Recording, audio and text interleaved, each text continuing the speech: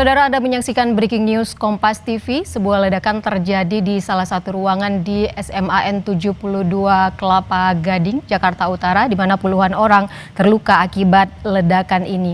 Kami akan tampilkan kepada Anda situasi terbaru di lokasi ledakan di SMAN 72 Jakarta, di mana saat ini proses evakuasi sudah dilakukan terhadap para korban ledakan yang terjadi di salah satu bangunan di sekolah di SMAN 72 Kelapa Gading, Jakarta Utara.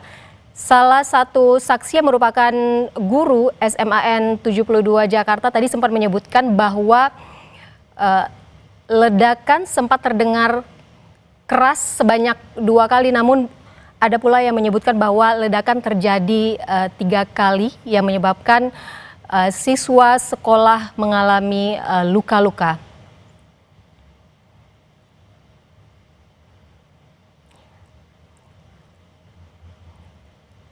Namun salah satu saksi menyebutkan, yaitu guru SMAN 72 Kelapa Gading, Jakarta Utara, menyebutkan dia sempat mendengar 2 kali ledakan keras. Dan kami bergabung dengan jurnalis Kompas TV Nizar Ramadika di lokasi ledakan. Nizar.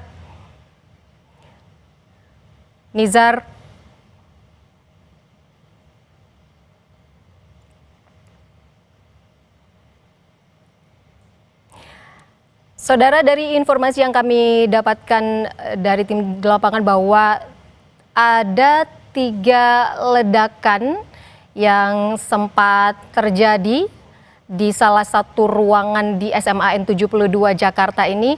Dan untuk mengetahui apa sebenarnya yang terjadi di SMAN 72 Jakarta ini, kita bergabung bersama pakar terorisme intelijen, ada Pak Ridwan Habib. Selamat siang, Pak Ridwan. Selamat siang, Ivo. Pak Ridwan, apa sebenarnya menjadi analisis awal Anda terkait ledakan yang terjadi di sekolah di SMAN 72 Kelapa Gading, Jakarta Utara ini hingga menyebabkan para siswa terluka parah?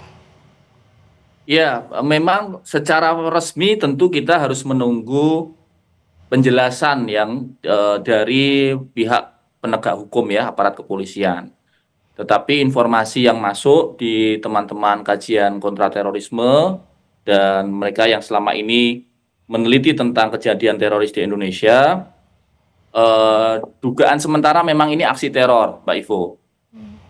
Termasuk juga beredarnya foto orang yang diduga pelaku itu dilumpuhkan di Jalan Ganesha nomor 8 RT 8 RW 2, itu tidak jauh dari SMA 72, hanya sekitar 200 meter di belakang SMA 72.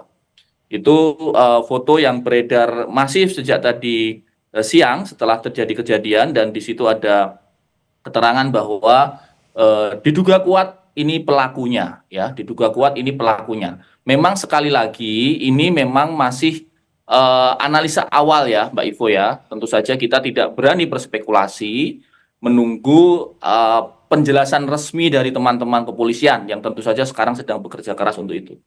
Kita masih menunggu penjelasan resmi dari polisi terkait kejadian ini. Tapi selain indikasi awal, ada yang menyebutkan bahwa ini mungkin diduga adalah aksi terorisme. Adakah motif lain yang mungkin Anda temukan dari peristiwa ini? Ya, kalau ini benar ya, sekali lagi, kalau ini benar aksi terorisme, saya meyakini target utamanya bukan anak-anak SMA itu. Bukan anak SMA Negeri 72. Jadi kalau memang ini benar aksi teror, maka analisa awalnya adalah pelaku transit di SMA itu. Transit itu bisa saja dia berhenti untuk beribadah atau yang lain. Lalu kemudian terjadilah ledakan yang di luar kontrol dari si pelaku. Ini sekali lagi Mbak Ivo, ini dugaan ya, ini baru dugaan. dan kemungkinan besar memang SMA itu bukan menjadi targetnya utama, bukan menjadi target utama teror. Selama ini dalam analisa kami meneliti kajian kontraterorisme, memang ada beberapa kelompok yang menargetkan masjid, tetapi masjidnya itu berada di komplek kepolisian. Misalnya serangan terhadap polisi di Polres Cirebon beberapa tahun yang lalu. Itu memang mereka memang mentargetkan masjid, di dalam masjid, tetapi polisi yang ditarget yang sedang beribadah di dalam masjid.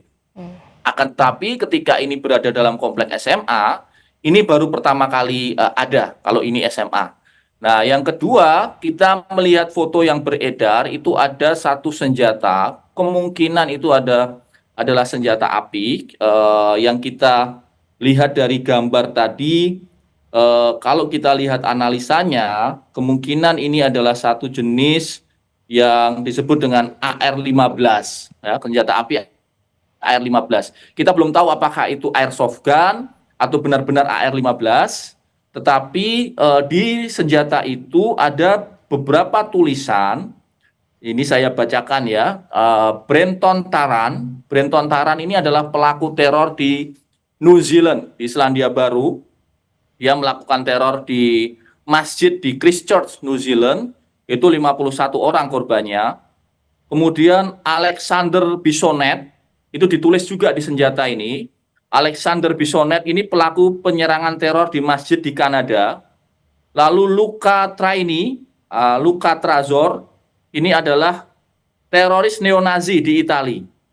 Jadi ini kalau benar ini adalah airsoft, ini adalah milik pelaku, maka pelaku ini menuliskan pelaku-pelaku teror di luar negeri. Ya, itu yang ditayangkan oleh Kompas TV di samping ini. Nah, di situ ada beberapa tulisan, di situ ada Brenton Tarrant, Alexander Bissonnette, Luca Trazor, itu adalah para pelaku neonazi, teror neonazi di luar negeri. Nah, jadi ini saya kira memang harus kita dalami secara hati-hati. Kalau melihat indikasinya jelas ini sebuah aksi teror, Mbak Ivo. Ya, jika analisa awal indikasinya ini adalah aksi terorisme, namun bukan anak SMA targetnya, artinya ini di luar kontrol pelaku seperti yang Anda katakan tadi. Maksudnya ini si pelaku ada peristiwa ini salah sasaran begitu, Pak Ridwan? Bisa dua analisanya ya. Pertama, pelaku ini mengetahui dalam pengejaran ya. Mengetahui sedang dikejar. Nah, ini karena kita menunggu Densus 88 dan Mabes Polri. Kenapa saya sebut ini kemungkinan pelakunya sudah terdeteksi dan dalam pengejaran? Karena foto yang beredar itu, pelakunya itu tertembak, ya. Pelakunya itu tertembak dan tertembaknya di Jalan Ganesa nomor 8, RT 8 RW 2. Itu adalah satu wilayah tidak dalam komplek SMA 72. Tetapi berada di belakang sekitar 200 meter dari komplek SMA 72 itu. Baik. Kemungkinan yang pertama itu pelaku terburu-buru, tergesa-gesa melarikan diri, lalu dia meninggalkan amunisinya dan melarikan diri ke belakang. Sekali lagi ini masih menunggu. Yang kedua memang terjadi ledakan dulu. Terjadi ledakan dulu bisa dilakukan karena tidak sengaja, itu ada detonator switch namanya. Kalau dilihat dari foto, itu bisa terpencet tidak sengaja oleh tekanan tubuh. Bisa juga bomnya itu fragile dan dia meledak karena panas, karena suhu. Nah, setelah itu terjadi, lalu pelaku melarikan diri keluar dan dikejar. Itu dua analisa saya yang saya menduga memang pelakunya ini bukan dari internal. Ada yang mengatakan ini mungkin ditanam oleh orang dalam. Saya tidak meyakini itu. Karena pelaku fotonya itu berada di luar komplek SMA di Jalan Ganesa. Berarti kalau kita lihat berdasarkan pola kejadian, Pak Ridwan, apakah ini terlihat sebagai sebuah serangan terencana atau sebenarnya insiden lokal? Ya, seperti yang Anda sebutkan tadi, mungkin saja ini eksperimen seperti kecerobohan atau eksperimen bahan peledak begitu. Bukan eksperimen ya, Ivo ya. Tentu saja ini bukan eksperimen. Ini satu serangan teror yang serius. Akan tetapi barangkali pelakunya ini bukan mentargetkan SMA-nya, tetapi sedang melakukan transiting. Atau mungkin itu yang pertama. Yang kedua mungkin dia dalam pengejaran. Maksudnya si pelaku ini dalam pengejaran, ini yang kemungkinan kedua yang seperti Anda jelaskan tadi bahwa ledakan ini memang tidak terencana terjadi begitu saja, Pak Ridwan. Pelakunya ini dalam pengejaran intelijen maksud saya. Pelakunya ini sudah terdeteksi oleh intelijen sehingga kemudian dia dalam proses dikejar. Pada saat proses dikejar itu terjadi, maka dia panik, lalu tempat terdekat untuk melakukan peledakannya ada di SMA itu. Artinya, Itu analisa kedua ya, analisa kedua. Kenapa itu terjadi? Karena pelakunya berada di luar SMA. Pelakunya berada di luar SMA dari foto yang beredar yang kita terima dari teman-teman yang ada di lapangan. artinya ada kemungkinan pelaku terburu-buru meledakkan ini karena sudah terdeteksi gerakannya atau aksinya, Pak Ridwan. Ya, betul. Itu analisa yang kedua. Itu analisa yang kedua. Analisa yang pertama adalah meledak tidak sengaja, lalu kemudian pelaku melarikan diri dan tetap sudah teridentifikasi atau ada petugas yang berada di sekitar lokasi yang bisa melakukan pelumpuhan. Karena itu berada di dekat dengan komplek TNI Angkatan Laut. Ya, jadi kita berasumsi kemungkinan ada petugas dari mungkin TNI yang bisa saja melihat pelaku dan melakukan pengejaran. Yang harus dikejar oleh teman-teman media dan yang ada di lapangan adalah siapa yang tergeletak di Jalan Ganesha nomor 8 itu dan bagaimana dia bisa tergeletak di situ. Ini foto yang beredar dia pukul 12.21, berarti kemungkinan hanya sekitar 10 menit dari ledakan yang terjadi ya. Estimasinya demikian. Pak Ridwan, kalau Anda melihat peristiwa ini, seberapa serius ancaman yang bisa ditimbulkan dari kasus seperti ini terhadap keamanan publik? Kita lihat hari ini adalah korban adalah siswa sekolah, bukan aparat atau polisi. Ya, ini satu hal yang sungguh mengejutkan ya, Mbak Ivo. Kenapa? Karena hampir selama 3 tahun, sejak 2022, di Indonesia itu relatif tidak ada serangan teror dalam bentuk pengeboman. Ya, ini satu hal yang sangat mengejutkan karena sejak tahun 2022 hingga sekarang akhir 2025 baru kali ini terjadi lagi satu kejadian ledakan yang diduga bom teror. Jadi ini menunjukkan satu kalau saya menyebutnya situasi yang disebut dengan situasi angsa hitam atau black swan. Sesuatu yang tidak terduga, sesuatu yang di luar prediksi intelijen, dan kemudian kita tunggu saja apakah memang ini bagian dari jejaring lama atau ini adalah lone wolf, orang-orang baru yang mereka melakukan serangan tanpa ada koordinasi dengan jaringan yang sudah ada selama ini. Nah, kalau kita berbicara soal jaringan, Pak Ridwan, apakah ada kemiripan pola dengan kasus-kasus teror sebelumnya di Indonesia? Ya, kalau dari sisi bentuk bomnya mirip sekali ya. Teror di Indonesia selama ini selalu menggunakan bom kecil, bom rakitan yang di-pack dalam bentuk yang kompak, bom ransel, bom tas jinjing, bom termos begitu ya. Tapi dari sisi target, ini satu-satunya yang berubah ya. Baru pertama kali ini terjadi kejadian di sebuah SMA. Jadi kalau dari sisi bentuk atau bom signature-nya, ini memang mirip dengan kejadian-kejadian bom di Indonesia sebelumnya. Tetapi kalau dari sisi target ini baru pertama kali terjadi di dalam komplek SMA. Baik, Pak Ridwan, artinya kalau melihat peristiwa yang hari ini, artinya kelompok teror ini memilih target yang berbeda jika ini bukan indikasi awal seperti yang salah target tadi, siswa sekolah begitu. Apakah memang sekolah memang termasuk yang mungkin disasar? Saya masih meyakini bahwa ini tidak sasaran utama, Ivo. Saya ya, dan tentu saja kita harus menunggu penyidik dari Densus 88 dan Polri. Tetapi saya sungguh berharap bukan, karena kalau iya berarti ada satu perubahan pola yang sangat mengkhawatirkan ketika sekolah menjadi bagian dari target teror. Kalau ternyata pelakunya ini memang masih muda, Pak Ridwan, apakah ini sebenarnya bisa dikaitkan dengan proses radikalisasi di kalangan pelajar, Pak Ridwan? Maksud Anda pelakunya pelajar? Bukan, jika memang pelakunya ini adalah masih muda begitu. Oh ya, ya, memang, nah ini memang problem kita ya, Ivo ya. Rata-rata anak muda di Indonesia ini memang sedang proses mencari jati diri, proses eh ya mereka mencari bentuk ya, mencari bentuk kepribadian dan kadang-kala mereka mencari guru-guru yang salah, sumber-sumber informasi yang salah, sumber di internet, sumber di grup-grup Telegram, media sosial, yang ternyata justru di situ ada orang-orang atau kelompok-kelompok teror yang memanfaatkan mereka-mereka ini.